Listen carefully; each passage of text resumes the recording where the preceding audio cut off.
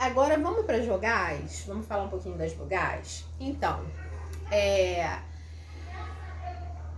quando eu classifico as consoantes, né, eu preciso pensar no ponto de articulação, no modo de articulação, se ela é vozeada, se ela é desvozeada, né? Existem aí uma série de traços que as diferenciam. No caso das vogais, esses traços são diferentes. Eu preciso prestar atenção em outras questões, em outras características para classificá-las. Para início de conversa, uma coisa que diferencia, né, um traço que diferencia as vogais das consoantes é que no caso das vogais não existe obstrução, nem total, nem parcial para a passagem do ar. A passagem do ar é livre. Articuladores não se tocam, articuladores não se friccionam, articuladores apenas no máximo se aproximam um cadinho, tá? Então essa é a grande diferença. Não existe, portanto, vogal desvozeada. A não ser que eu tenha um objetivo específico para isso, né? Dizer que não existe em termos de linguagem, em termos, né, de ciências humanas, é muita coisa. Mas assim, por exemplo, eu vou ter um grau de vozeamento maior ou menor de uma vogal, a depender da posição que ela ocupe na sílaba. Exemplo da palavra casa. Na palavra casa, eu tenho duas sílabas. Uma é tônica e a outra é átona. Átona final, né? A vogal A da primeira sílaba, que é tônica, é mais forte, né? Mais vozeada, tem um grau de vozeamento maior do que a átona final. Casa, casa, é mais fraca, né? E aí existe essa variação, sim, né? Mas, de modo geral, a gente não diz que uma vogal é desvozeada, né? Não é um traço distintivo dessa vogal, desse som linguístico, tá? Toda vogal a priori um som vozeado, tá? Porque o som passa e a gente não tem obstrução e a gente tem vibração sempre das cordas vocais. Então, se você quiser colocar a sua mão aqui na sua garganta e pronunciar todas as vogais, você vai perceber que tem vibração em todas elas. A, E, I, O, E. Todas as vogais têm vibração, então elas são vozeadas, tá? E o que vai distinguir uma das outras? O que a gente precisa prestar atenção na hora de classificar as vogais? Primeira coisa, precisamos prestar atenção na altura da minha língua. Quando eu falo de altura, não é volume, tá? A vogal é mais alta, a vogal é mais baixa, não é volume. Eu estou falando de altura da língua. Então, uma vogal é alta quando a língua está próxima do céu da boca. E uma vogal é baixa quando a língua está distante do céu da boca. Então, a vogal A, por exemplo, que eu falo com a boca bem aberta, A, é uma vogal baixa. Por quê? Porque minha língua está abaixada. A vogal I, por exemplo, é uma vogal alta. Por quê? Embora o volume dela seja menor, ela é considerada uma vogal alta. Por quê? Porque a minha língua se aproximou ali do meu céu da boca, tá? Então, é a primeira coisa que eu preciso observar. E aí tem as intermediárias. A minha língua tá ali no meio, eu chamo de vogais médias, tá? A outra coisa que eu preciso observar é a projeção da minha língua. Minha língua está projetada para frente ou ela está para trás, né? Ela se movimenta para trás ou para frente. É isso que eu preciso saber. E aí, se ela se projeta para frente, eu chamo de vogal anterior. Que é o caso do I, por exemplo. I, minha língua vem para frente, se projeta para frente. Agora, quando eu pronuncio a vogal U, você pode perceber que a minha língua se projeta, a sua, né, no caso, a minha não dá pra ver, mas você pode perceber que a língua vai se projetar para trás, tá? Então, é uma vogal chamada de posterior. Que acontece também com O, elas também são posteriores, e o E, também são consideradas anteriores, tá? Porque a língua projeta para frente. E o A vai ser o quê? O A vai ser central. A língua fica no centro da boca, nem para frente, nem projeta para frente, nem projeta para trás. Então, o A é uma vogal baixa e central. E qual é o terceiro aspecto que eu preciso observar para classificar as vogais? né? Eu já falei da altura da língua, eu já falei da projeção da língua para trás ou para frente, e o último aspecto que eu preciso observar é como que meus lábios se comportam. Se eles se arredondam ou se eles não se arredondam. Então, eu tenho vogais que eu chamo de vogais arredondadas e tenho vogais que eu chamo de não arredondadas. Vamos lá. A é uma vogal arredondada? Meus lábios ficam redondinhos? Não. Então, ela não é arredondada. E, também não. É, também não. I, também não. Então, a gente percebe que as vogais que são mais anteriores, elas não são arredondadas. Agora, as vogais posteriores, porque a nossa língua vai para trás, então os nossos lábios vão para frente, né? Faz meio que uma ginástica. Elas são as vogais que a gente chama de arredondadas. Então, os meus lábios se arredondaram. O, mesma coisa. O, mesma coisa, tá?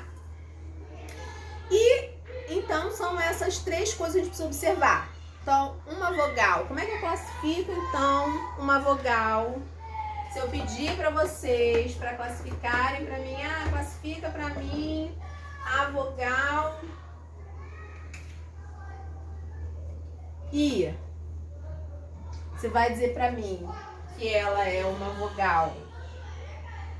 Ela é uma vogal alta, é uma vogal anterior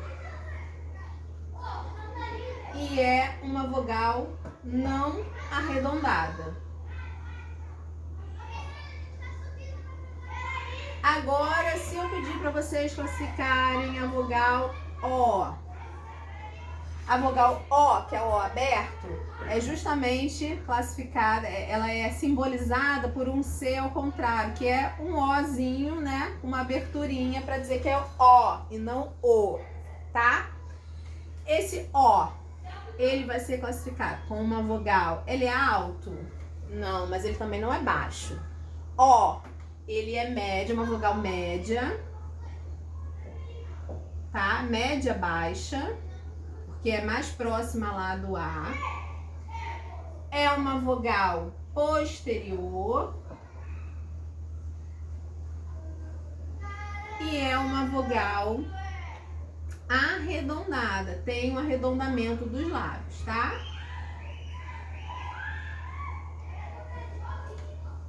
Aí, gente, em português, você vai olhar lá no alfabeto fonético, aí você vai ver, ai meu Deus, tem um monte de vogal aqui. Tá, mas em português, as nossas vogais são as seguintes.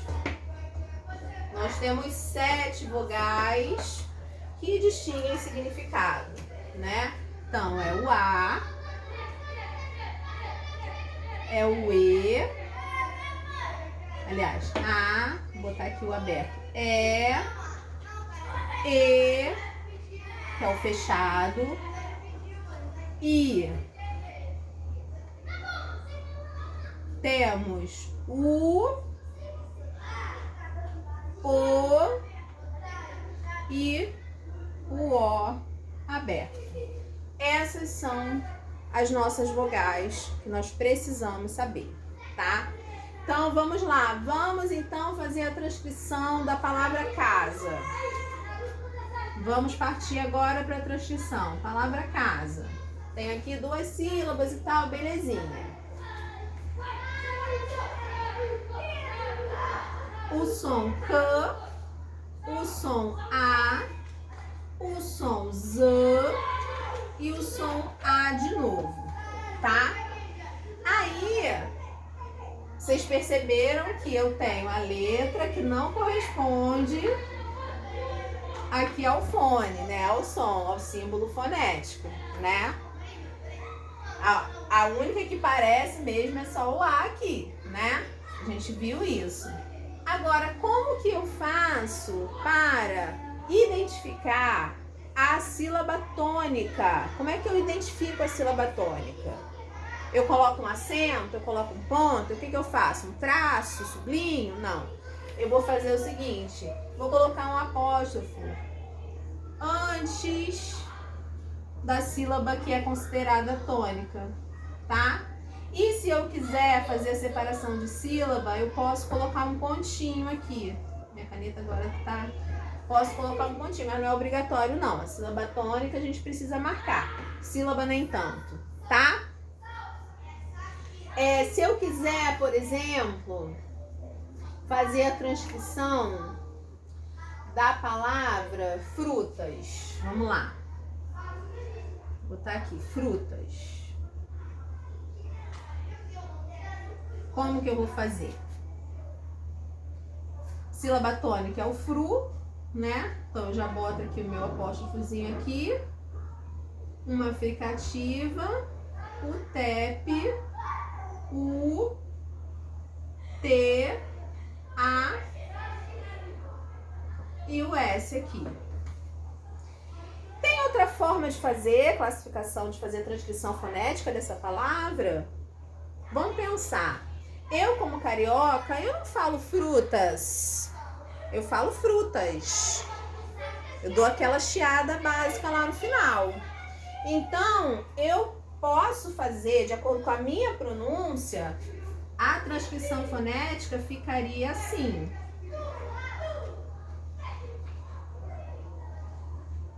Com a cobrinha lá no final. E aí, a sílaba tônica aqui. Frutas. Ok?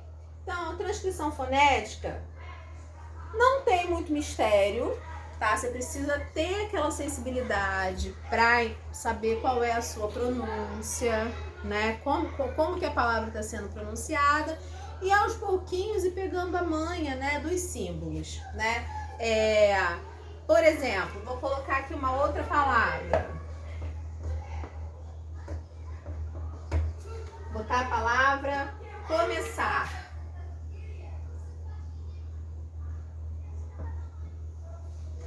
Como que eu posso fazer a transcrição? Posso fazer me, e aí a sílaba tônica, sa. Se eu fizer um R mais forte, começar, aquele R velar aqui, é esse aqui. Tem uma outra forma de fazer? Tem. Eu posso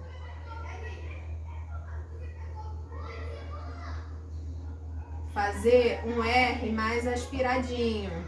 Começar. Aquele que quase não aparece. Tá? Eu posso fazer de um outro jeito? Posso. Existe a possibilidade de eu falar começar?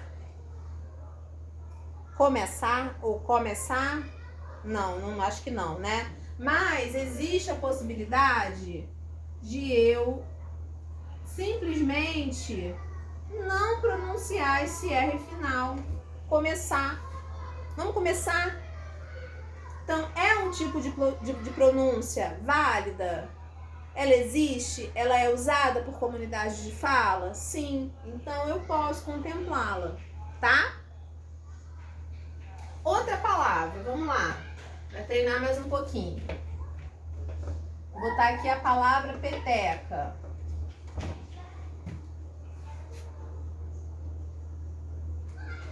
Peraí, deixa eu escrever primeiro a palavra. Peteca.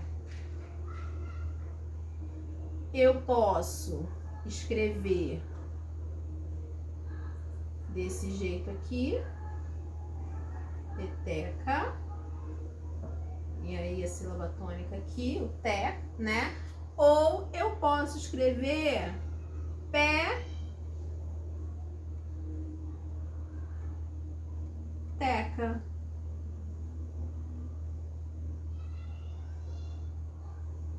Com esse E aberto aqui. E, fechado, aberto. Tenho esses dois tipos de pronúncia. Ok?